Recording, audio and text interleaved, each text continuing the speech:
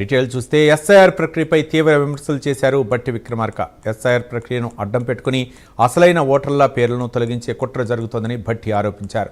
మంచిర్యాల జిల్లాలోని వేంపల్లిలో నిర్వహించిన కాంగ్రెస్ పార్టీ బిఎల్ఓల సమావేశంలో డిప్యూటీ సీఎం బట్టి విక్రమార్క పాల్గొన్నారు. సోషల్ మీడియా ఆధారంగా కాంగ్రెస్కు మద్దతు తెలిపేవారిని గుర్తించి ఏఐ సాయంతో జాబితాలు తయారు చేసి ఓటర్లను హోల్డ్లో పెడుతున్నారని విమర్శించారు. ఓటు హక్కు కోల్పోతే పౌరసత్వ హక్కులకే ముప్పు ఏర్పడే ప్రమాదం ఉందన్నారు బట్టి విక్రమార్క.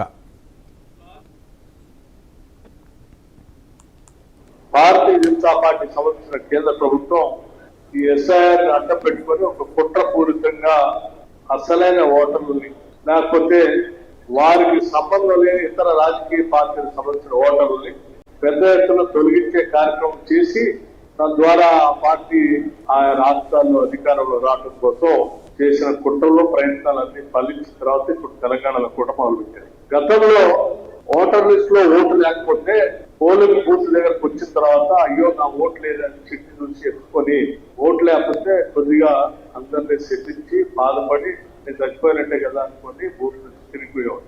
సరే ఆ రోజు అయిపోయేది ఓటు వరకు. కానీ ఈ రోజు ఓటు ఒక్కటే కాదు, ఓటర్ లిస్ట్ లో ఓటు లేకపోతే అసలు ఈ పౌరసత్వానికి ప్రమాదం వచ్చే పరిస్థితి తీసుకొచ్చారు. పౌరసత్వం లేనటువంటి వాళ్ళు ఎవరు ఓటర్ లిస్ట్ లో ఉండరు కాబట్టి వాళ్ళకి ఎవరు పౌరసత్వం లేదు బయట పంపించాలా క్యాంపుల్లో పెట్టాలనే ఆలోచన కూడా చేసే ప్రమాదం. అందుకే ఈ రోజు ఓటర్ లిస్ట్ లో ఓటు ఉండటం అనేది అత్యంత అవసరమైంది.